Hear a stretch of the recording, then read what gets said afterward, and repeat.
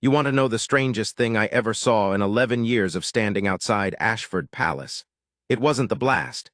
It wasn't the smoke. It wasn't even a man bleeding through his red coat and still refusing to fall. It was a 12-year-old prince dropping to his knees on wet stone in front of a whole crowd and begging a soldier to forgive him.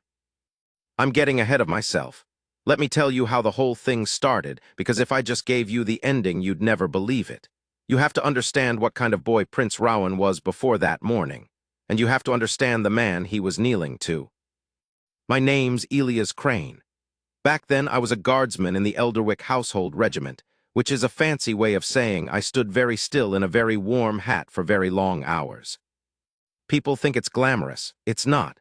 It's aching feet and flies landing on your nose and tourists trying to make you laugh. You learn to go somewhere in your head. You learn to disappear while your body stays put. The man beside me on the line most mornings was Sergeant Dominic Hart. And Hart, I'll be honest, was the best of us. Not because he was the biggest or the loudest. He was quiet. He was the kind of quiet that made you stand up straighter without knowing why. He'd done 15 years. He had a scar under his jaw that he never explained. And he had this way of looking at the world like nothing could rattle him. Not a screaming toddler, not a drunk waving a flag in his face, not the cold that got into your bones in February. You could pour a bucket of ice water down that man's collar and he'd blink once and carry on. We used to joke that Hart didn't breathe on duty. He just stood there like something carved. So that's the man, now the boy. Prince Rowan was the king's second grandson, 12 years old that spring. And I'll tell you the truth, even though it makes me feel bad now, most of us on the regiment couldn't stand him. He wasn't a normal difficult kid. Difficult kids I can handle. I've got two of my own. Rowan was something else. He was sharp in a way a child shouldn't be. He'd learned young that he could make grown men flinch just by lifting his chin, and he liked it. He'd walk the palace grounds with his little chest puffed out and his hands behind his back, mimicking his grandfather, and he'd stop in front of one of us and just study you, looking for a weak spot. I heard things about why he was like that. Palace talk. They said his mother had passed 2 winters before, some illness, quick and cruel, and after that the boy went hard, went cold. Like he decided that if the world could take his mum without asking, then he wasn't going to ask anyone for anything ever again. Maybe that's true. Maybe I'm making excuses for him. At the time, I didn't care about the why. I just knew he made my skin crawl. And of all the men on that line, the one Rowan had decided to torment that spring was Sergeant Hart. I don't know why he picked Hart. Maybe because Hart never reacted. Maybe that was the whole point. Rowan had never in his life met a man he couldn't get a rise out of, and here was this granite-faced sergeant who wouldn't even glance at him. To a boy like that, it was a challenge, a dare. So he started small. He'd walk past Hart's post and drop his ice cream on the sergeant's boots and not apologize. He'd stand 2 feet away and stare, waiting, breathing, trying to make Hart look down. He'd whisper things, nasty little things a 12-year-old shouldn't know how to say. Hart never moved, never spoke. That was the discipline. On the line, you don't engage, you don't defend yourself. You are furniture with a pulse, even when the furniture is being insulted by a child. I remember one afternoon in April, Rowan stood in front of Hart for almost 20 minutes, just staring up at him, talking low so the tourists couldn't hear. I was too far down the line to catch the words, but I saw the boy's mouth moving and I saw Hart's jaw. It was locked so tight I thought his teeth might crack. That evening in the guardroom, Hart didn't say a word about it. He just polished his boots slower than usual. And when someone asked him, I think it was young Prout, asked him straight out, "Sarge, how do you not throttle that little terror?" Hart looked up, and he said something I never forgot. He said, "That boy lost his mum. I lost mine at 9. You don't come out of that clean. He's not cruel. He's just bleeding and he hasn't found the wound yet." We all went quiet. Because Hart never talked like that, and because none of us had thought of it that way, we'd all decided the prince was rotten. Hart looked at the same boy and saw a kid drowning. I wish I could tell you I felt ashamed right then. I didn't. I thought Hart was being soft. I thought, that little monster's going to get you in trouble one day, Sarge, and your kindness won't matter one bit. And I was right. That's the part that still keeps me up. Because 2 weeks later, the boy did exactly that. It was the last week of May. The palace was getting ready for the king's silver jubilee, 25 years on the throne, and the whole city of Elderwick had gone mad for it. bunting on every lamppost, flags in every window. Marrow Square, which sits right at the edge of the Royal Gardens, had been turned into a proper festival ground. Stalls, music, a stage. They were planning a big public walkabout where members of the family would come out through the garden gates and greet the crowd along Marrow Square, shake hands, take flowers from children, that sort of thing. It's a security nightmare, a walkabout. Any of us could tell you that. Open ground, thousands of people, bags and prams and boxes everywhere. But the king loved them. He said a crown that hides behind walls isn't worth wearing, so we did them. And we watched every hand and every bag and every rooftop, and we prayed nothing went wrong. The trouble with Rowan happened 3 days before the walkabout. I had it second-hand, but from someone I trust, so I'll tell it as it was told to me. Rowan had been in the gardens near the Marrow Gate, where Hart was posted. And whatever the boy said or did that afternoon, he pushed it too far even for Hart. The story goes that Rowan reached up and knocked Hart's bearskin cap clean off his head, just batted it into the mud, and then stood there grinning, daring him. And for 1 second, 1 single second, Hart broke. He didn't hit the boy. God, no, he'd never, but he looked down at him, he engaged, and he said low and hard, "Pick it up." That was all, 2 words, but you don't do that. You don't speak to a member of the royal family like that, not even a child, not even one who's just humiliated you in front of a crowd. It's against everything. And Rowan, clever, wounded, spiteful little Rowan, he saw his opening. He didn't pick up the cap. He turned around, walked straight into the palace, and told the household staff that Sergeant Hart had shouted at him. Grabbed him, even, that's what he claimed, that the guard had taken hold of his arm and frightened him. None of it was true, or at least not the way he told it. But he was a prince, and Hart was a sergeant, and when a prince cries and a sergeant stays silent, you already know how that ends. They pulled Hart off the line that same evening. I was in the guardroom when they told him. An officer came in, Captain Wolfe, cold as a January pond, and read it out flat. Sergeant Hart was suspended from ceremonial duty pending review. He would not take part in the Jubilee walkabout. He would surrender his post for the foreseeable future. The whole room went still. We all knew it was a lie. Every man there knew Hart hadn't touched that boy, but not one of us said a word because there was nothing to say that wouldn't get us thrown out with him. Hart just stood. He took it like he took everything, chin level, eyes forward. He said, "Yes, sir." That was it. And then, when the captain had gone, Hart sat down on the bench and started unlacing his boots for the last time, slow, careful, the way he did everything. 15 years. Gone in 10 minutes because a grieving boy pointed a finger. I finally found something to say. I said, "It's not right, Sarge. We all know it's not right." He didn't look up. He just kept unlacing. And he said, "Doesn't matter what's right, Crane. Matters what the boy needs.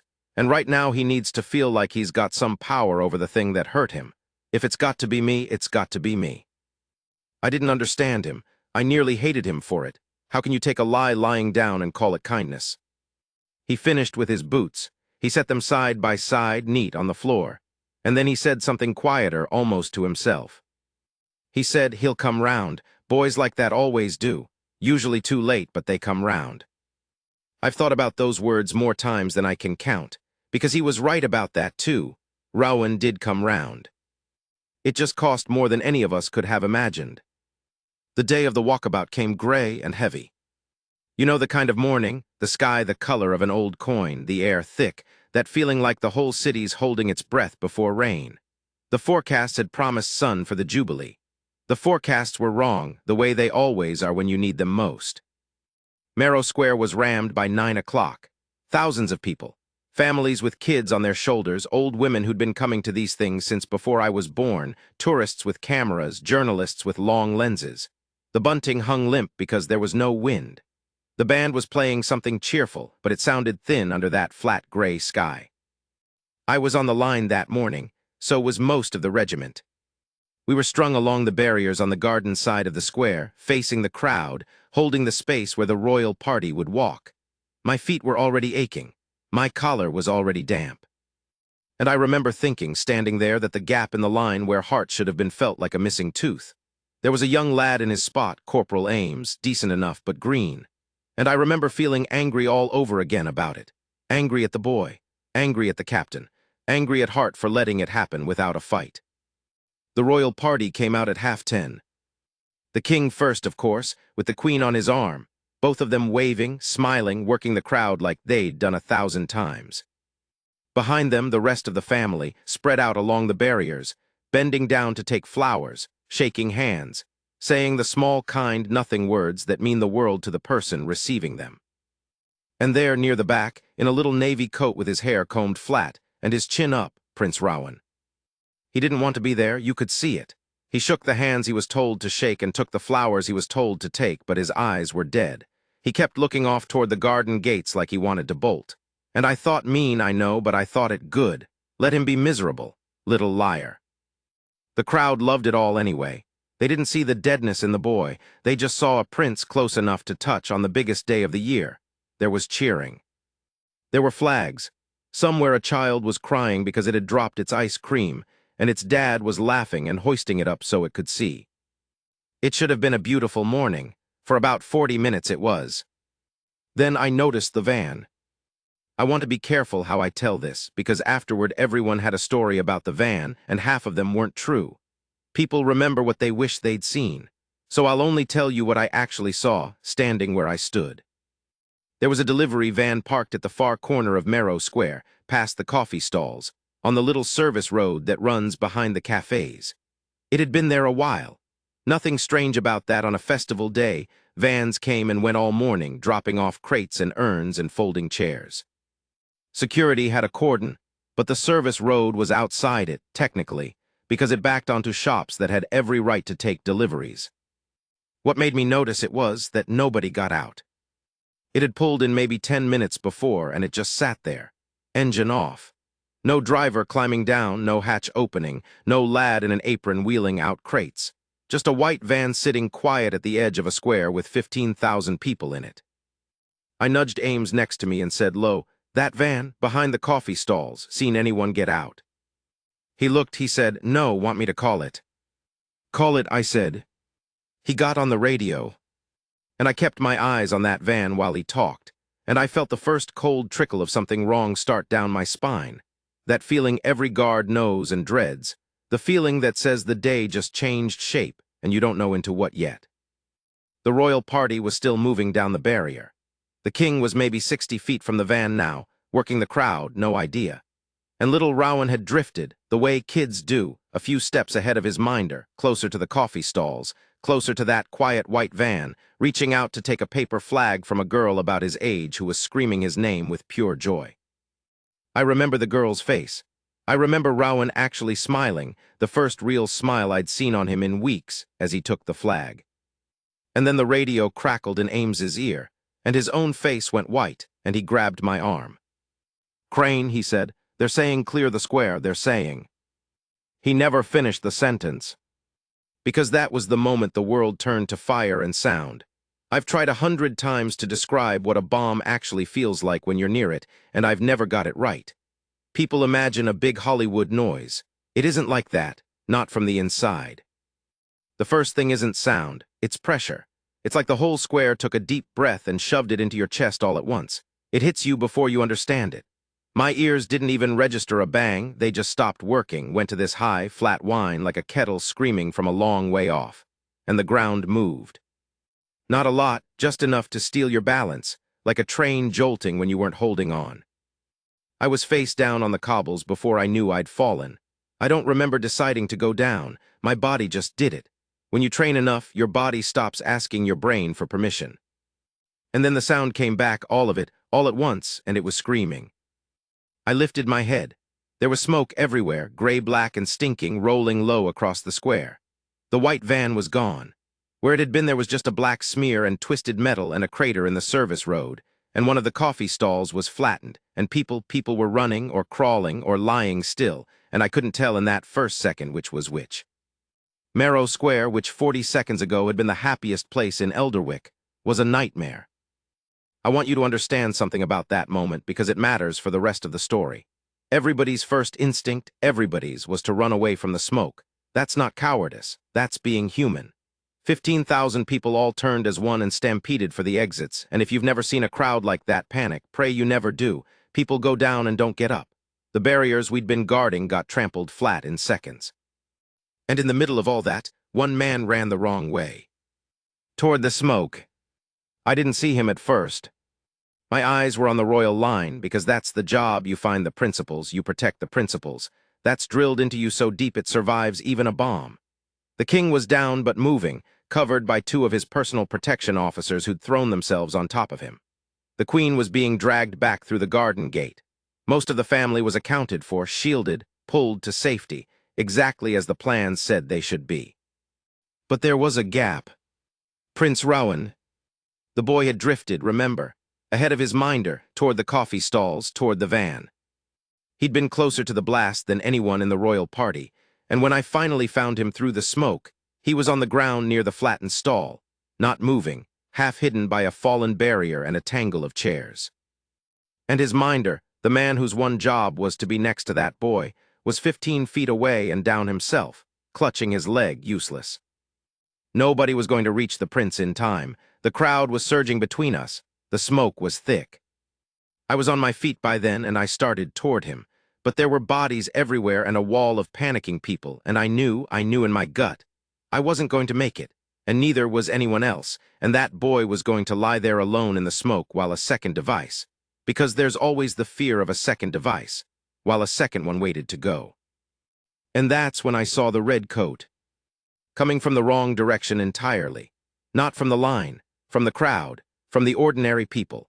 A big man in a household regiment tunic, no cap, shoving through the stampede like he was wading upstream, throwing people aside gently but firmly, his eyes fixed on one spot on the ground. It took me a full 2 seconds to understand what I was looking at. It was Hart, Sergeant Dominic Hart, who was suspended, who wasn't allowed within 100 yards of that boy, who had every reason in the world, every single reason, to stay away, to let someone else be the hero, to think for one bitter half-second that the little liar was getting what he'd earned. He'd come to watch the Jubilee as a private citizen. That's all he was that day, a man in the crowd. He'd worn his tunic, I found out later, because he couldn't bear to watch his regiment march past in anything else, because that coat was 15 years of his life, and he wasn't ready to put it in a drawer. A daft, sentimental thing to do, and it was the thing that saved a prince's life. Because Hart, in that coat, in that crowd, was the closest trained man to Prince Rowan when the world caught fire. And he didn't hesitate, not for a heartbeat. I watched him reach the boy. I watched him go down on his knees beside him and get his hands under him, checking him the way we're trained, quick and rough, head, neck, spine. And then Rowan moved. Thank God Rowan's arm came up. The boy was alive, dazed and bleeding from somewhere on his scalp, but alive. And Hart got him up, scooped him against his chest like he weighed nothing, and he turned to run. That's when the second one went. I told you there's always the fear of a second device. Whoever built that day built it to kill twice. The first bomb was in the van, out at the edge, to start the panic and drive the crowd. The second was closer in, planted low near the base of the old stone fountain in the middle of the square, timed or triggered for exactly this, for the moment when rescuers and stragglers and the trapped would be out in the open, running.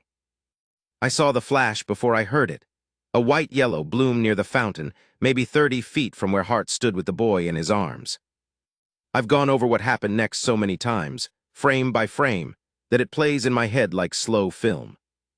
Hart heard it or felt it, that same breath in, that same pressure I described, and in the half-second he made a choice. He didn't run. There wasn't time to run, the blast was too close and he knew it. What he did instead was turn his own body into the shield. He spun so that his back was to the fountain. He pulled Prince Rowan in against his chest, wrapped both arms right around the boy's head and shoulders, and folded himself over him. Big shoulders, broad back, that red coat folded around that child like a hand closing over a candle flame in the wind. And he took it. He took the whole second blast across his back so that not one piece of it would reach the boy. The sound of it went through me.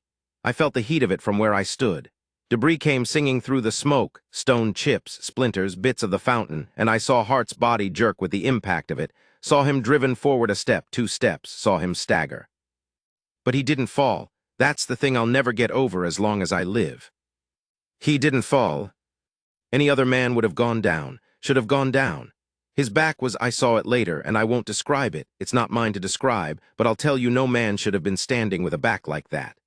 And Dominic Hart stayed on his feet with a wounded prince curled safe against his chest, and he took one step, and then another walking out of the smoke, out of the fire, toward the garden gate, toward us. I ran to him. Half the line ran to him. We got to him just as his legs finally started to buckle, and we caught him, three of us, and we caught the boy, and Hart, even then, even folding, even white as ash, Hart wouldn't let go of Rowan until he was sure our hands had him. He kept saying it over and over, cracked and quiet. "Have you got him? Have you got him? Don't let go of him. Have you got him?" "We've got him, Sarge," I said. I was crying. I didn't know I was crying till I tasted it. "We've got him. Let go now. We've got him." And Hart let go, and then Hart went down. The next part is a blur, and I'll be honest about that. There are stretches of that morning I genuinely don't remember because the mind protects you from certain things by simply refusing to record them. I remember the medics. I remember the roar of everything. I remember holding my jacket bunched against Hart's back, and the Captain Wolf, the cold one, kneeling in the filth beside us with his hands red, all the coldness gone out of him, saying, "Stay with us, Sergeant, that's an order, stay with us." I remember thinking how strange it was to hear an order given like a prayer. And I remember the boy. Prince Rowan had come out of it with a gash on his scalp and a ringing in his ears and not much else. Alive. Whole. Because a man he'd lied about, a man he'd humiliated, a man he'd cost 15 years and a career, had put his own back between that boy and the fire without a half-second's thought. They sat Rowan down against the garden wall while the medics checked him, and he was quiet, not the cold quiet I knew from him, a different quiet. He was staring at Hart, at the stretcher they were lifting, at the blood, at the men working over him, and his face, that hard little face that had spent all spring looking for weak spots in grown men, his face was coming apart. Because he understood. Even at 12, even in shock, he understood exactly what had just happened and exactly what he'd done. You could watch it land on him. You could watch the whole cruel, clever armor he'd built since his mum died just crack straight down the middle. He got up. A medic tried to stop him, and he shook her off. He walked over to the stretcher on unsteady legs, and he looked down at Hart, and Hart, barely conscious, gray, fading, Hart opened his eyes and found the boy's face. And do you know what that man did, with what little he had left? He smiled at him, a small one just for Rowan, and he got a few words out. I was close enough to hear them, and I'll carry them the rest of my days. He said, "There you are, told you you'd come round." And then softer, "Not your fault, lad, none of it, you hear me? Not your fault." And Prince Rowan of Elderwick, second grandson of the king, made a sound I have never heard a child make before or since. It wasn't a cry. It was the sound of something breaking open that had been sealed for a very long time. He grabbed for Hart's hand and held it in both of his, and he was saying, "I'm sorry," over and over. I'm sorry, I lied, I'm sorry," as they carried the stretcher away from him, and his little hands couldn't hold on any longer. They took Hart to the Queen Mother's Hospital under police escort. They took the boy to the palace. They cleared what was left of Marrow Square, and by nightfall the whole kingdom knew there'd been an attack on the Jubilee, and by the next morning the whole kingdom knew about the sergeant in the red coat who'd shielded a prince with his own body. But nobody yet knew the rest of it. Nobody knew about the weeks before. The insults, the knocked-off cap, the lie, the suspension. Nobody knew that the man everyone was calling a hero had been thrown off the line 3 days earlier because of the very boy he'd just saved. Nobody knew except us, the regiment and the boy himself. And for 2 days, while Hart lay in that hospital bed and the surgeons did what they could and the whole country held its breath, I wondered what the boy would do with that knowledge. Whether he'd bury it. Whether he'd let the story stay clean and simple, brave guard, saved prince, the end, and quietly forget the ugly part that only he and we knew about. He was a prince, after all. Princes get to choose which parts of a story survive. I misjudged him. I'd misjudged him all spring, if I'm honest, but I misjudged him worst right there at the end. Because on the 3rd day, when Hart was finally stable enough to have visitors, when the doctors said he'd live, burned and broken and never quite the same, but alive, Prince Rowan asked to be taken to the hospital. And he asked for something else, too. Something that made the palace advisors go pale and the king himself go quiet. He asked that the whole regiment be there when he came, all of us. The men who'd watched him torment Hart, the men who'd watched Hart take the fall for a lie, he wanted us there, everyone. I didn't understand why, not then. I understood soon enough, and what that boy did in that hospital corridor in front of all of us, well. That's the part everyone remembers. That's the part they still talk about in Elderwick. That's the part I still can't tell without stopping partway through to steady myself. They cleaned us up before they let us go to the hospital. That sounds like a small thing, but it wasn't. Most of us hadn't slept. We'd spent 2 days doing the grim work that follows a thing like that. The cordons, the searches, the statements, the funerals we already knew were coming. We were gray and hollow and still smelling faintly of smoke no matter how many times we scrubbed. But the palace sent word. Fresh tunics, polished boots, the full turnout. If the regiment was going to stand in that corridor, we were going to stand properly. I remember doing up my buttons that morning with hands that wouldn't quite work. I remember Prout beside me, young Prout who'd asked all those weeks ago how Hart didn't throttle the boy, and he was crying quietly into his collar and pretending he wasn't, and none of us said anything about it because half of us were doing the same. We didn't know what the visit was for. Not really. We'd been told the prince wished to see Sergeant Hart and had requested the regiment attend. That was all. There were rumors, of course. Some of the lads thought it'd be a photo thing, a nice picture for the papers, the grateful prince at the hero's bedside, good for the palace after such a dark week. I'll admit I thought that too, and I hated the thought. I didn't want Hart's sacrifice turned into a postcard. I should have known better, but like I said, I'd been misjudging that boy all spring. The hospital had cleared a whole floor, police at every door. We were lined up along the main corridor outside Hart's room, 2 ranks, backs to the walls, leaving the center open. Doctors and nurses hovered at the edges. And down at the end stood the family, not all of them, but the king himself had come, in a plain dark suit with no medals, looking older than I'd ever seen him, and a couple of the senior household. They kept to the far end. This wasn't really theirs, and somehow they seemed to know it. Then they brought Rowan in. He came down the corridor between 2 aides, and he looked terrible, pale, a white dressing still taped to his scalp, dark rings under his eyes like he hadn't slept any more than we had. He was in a simple gray jumper and dark trousers, no royal finery. He looked for the first time since I'd known him like exactly what he was, a 12-year-old boy who'd lost his mum and nearly lost himself, walking down a hospital corridor toward a man who'd nearly died for him. He stopped outside Hart's door, and an aide moved to open it for him, to usher him in for the private little bedside moment everyone was expecting. But Rowan didn't go in. He turned around instead. Turned to face us, the whole regiment, both ranks, all those men who'd watched him at his worst. And he stood there for a moment, and I watched him gather himself, watched him swallow, and I realized his hands were shaking. Then he spoke. And his voice was small and it cracked, but every man in that corridor heard every word because you could have heard a pin drop on the far side of the building. He said, "I need to say something, and I need all of you to hear it, not just him. You." Nobody moved. The king at the far end went very still. Rowan said, "You all know what I did. You were there. You watched me for weeks and you never said anything because you're not allowed to, and I used that. I knew you couldn't answer back, and I picked the best of you, and I made his life a misery for sport." His voice wobbled. He pushed through it. "And then I lied about him. I said he grabbed me. I said he frightened me. He never touched me. He told me to pick up his cap after I knocked it in the mud, and that was all. And I took that and I turned it into a lie because I wanted." He stopped. His face twisted. "Because I wanted someone to hurt as much as I did. And he was kind to me, and that made me want to hurt him most of all. I don't even know why. I don't understand myself. I've never understood myself since Mum." And there he stopped, because he couldn't get the rest out, and he stood in the middle of that corridor with his fists clenched and his whole small body trembling and tears running down his face. 12 years old and stripped right down to the bone in front of 40 soldiers, and his own grandfather, the king. And then he did the thing that nobody in that corridor will ever forget. He walked to the door of Hart's room. He looked through it. Hart was propped up in the bed, awake, watching him, that big broken man wrapped in dressings, too weak to sit up properly but with his eyes clear and fixed on the boy. And Prince Rowan of Elderwick in front of the regiment, in front of the king, in front of the doctors and the nurses and God and everyone, dropped to his knees, right down onto the hard hospital floor, knees cracking against the tile. And he stayed there, kneeling, small and shaking, and he looked up at Hart through the doorway and he begged. I don't use that word lightly. He begged. "Sorry," he said. "I'm so sorry. You almost died, and it should have been the worst thing, and instead you smiled at me. You told me it wasn't my fault, but it was. It was my fault you were even suspended. It was my fault you weren't on the line, and if you'd been on the line where you were supposed to be, you'd have been safe, and instead you were in the crowd, and you still. He couldn't finish.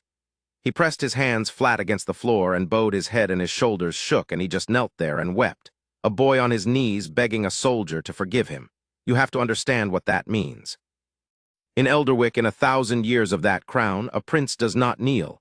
Not to anyone. It's the whole architecture of the place. The family stands and the country kneels. That's the deal, that's the shape of everything. Kings have knelt to God at their coronations and to nothing else in between, and here was a prince of the blood on his knees on a hospital floor in front of a sergeant. The king made a small sound at the end of the corridor. I glanced at him. He'd put his hand over his mouth. He didn't move to stop it. He just watched his grandson kneel, and there were tears on the old man's face too, and I understood then that he wasn't going to interrupt this for anything in the world, because he knew the way we all suddenly knew that we were watching something more important than protocol. We were watching a boy become a decent man in real time. For a moment nobody spoke. Rowan knelt and wept. Hart lay there and watched him with those clear, steady eyes, and then Hart spoke. Quiet, cracked, but firm as bedrock, the way he'd always been, he said, "Rowan, just his name, not your highness." "Not, sir. His name the way you'd say it to your own son." The boy looked up. Hart said, "Get up off that floor," and Rowan shook his head, still crying. "No, not until you forgive me. I don't deserve." "Rowan." Hart's voice cut across him, gentle but absolute. "Get up, now. That's the last order I'll ever give a royal, and I want you on your feet for it." Slowly, the boy got up. Wobbling, wiping his face with the back of his hand like any child does. And Hart looked at him. This boy who'd tormented him, lied about him, cost him everything, and then broken open like a dropped cup right there in front of the world. And Hart said the thing I think he'd been trying to say to that boy since the very first day. He said, "There was nothing to forgive. I mean it. You want to know why I never fought back all those weeks? Because I looked at you and I saw a lad who lost his mum and had nobody teaching him what to do with all that hurt. So it came out sideways. It came out as cruelty. That's not wickedness, Rowan. That's grief with nowhere to go. I know because I did the same at your age, and I had a sergeant of my own who took it off me the way I tried to take it off you." He drew a breath. It clearly cost him. "I didn't shield you because it was my duty. I want you to hear that. When that second one went, I wasn't a guardsman. I was suspended. I was nobody. I shielded you because somewhere along the way I started to care what happened to you, you difficult, hurting, impossible boy. And I'd do it again tomorrow. So there is nothing to forgive. There never was. You didn't cost me anything that mattered. You gave me something instead. You gave me a lad to fight for. That's a gift, Rowan. Don't you dare kneel over a gift." The boy stood there and took that in, and something in his face, I can't describe it properly, something settled. Some terrible weight he'd been carrying since his mother died, some belief that he was a bad thing that broke everything it touched, just eased. You could see it go. 15 years I served, and I never saw anything heal in front of me like that before or since. Rowan crossed the room. He didn't kneel again. He walked to the side of the bed, and very carefully, mindful of all the dressings, he leaned down and put his arms around that broken man as gently as he could. And Hart lifted one bandaged arm and rested it across the boy's back, and the two of them stayed like that while the whole corridor stood silent, and every soldier in it wept without shame. I looked down the corridor. The king had turned away, his shoulders shaking. Even Captain Wolfe, cold January Wolfe, had his jaw clenched and his eyes bright. That's the story. That's what happened in the Queen Mother's Hospital 3 days after the Marrow Square attack, and I've told it to you as true as I know how. Some things you should know before I finish. Hart lived. He never went back on the line. His back wouldn't allow it, and there were surgeries for a long time after, but he lived, and he mended as much as a man mends from a thing like that. The suspension was struck from his record within the week quietly, and the lie with it. He was given a medal by the king himself, the highest the kingdom has, and he wore it exactly once at the ceremony, and then I'm told he kept it in a drawer because that wasn't why he did it, and he never wanted anyone thinking it was. And Rowan, well, he changed. Not overnight and not into a saint. He stayed sharp and clever and stubborn his whole life, and thank God, because a kingdom needs a bit of that in its princes. But the cruelty was gone. Burned out of him in that hospital corridor and replaced with something better. They say now, the people who follow such things, that he'll make a fine king one day. A kind one. A king who knows what it costs when the powerful lean on the powerless because he did it once, and a soldier took a bomb for him anyway and taught him the difference. I saw them together many times over the years after. The prince and the old sergeant. Rowan visited him right up until the end. Hart passed some years later in his own bed, peaceful, an old man surrounded by the regiment that never stopped calling him Sarge. And Rowan was there. Held his hand at the finish, the way he'd grabbed for it that first day on the stretcher. People ask me sometimes, when they hear I was there, what the lesson of it all is. What they should take from a story like that. And I never quite know what to tell them because it's not really a lesson, it's just a thing that happened, and things that happen don't always tie up neat. But if you really pushed me, I'd tell you this. I spent all that spring certain I knew exactly who that boy was. Rotten, I decided. A little monster. And Hart, standing right beside me, looked at the very same boy and saw a wound instead of a weapon. One of us was right and one of us was wrong, and the difference between us was that Hart chose to be kind to someone who'd given him every reason not to be. And that choice, that one stubborn choice, is what put him in the right place at the right moment to save a life and turn a hurting child into a good man. Kindness to someone who doesn't deserve it. That's the whole thing. That's what nearly cost Dominic Hart his life. And it's the thing that made the boy kneel, and it's the thing I've tried to live by ever since, and mostly failed and kept trying anyway. Because you never really know what a person's carrying. You only get to choose what you do with them while they carry it. That's what a boy on his knees in a hospital corridor taught a whole regiment of grown men, and not one of us has ever forgotten it.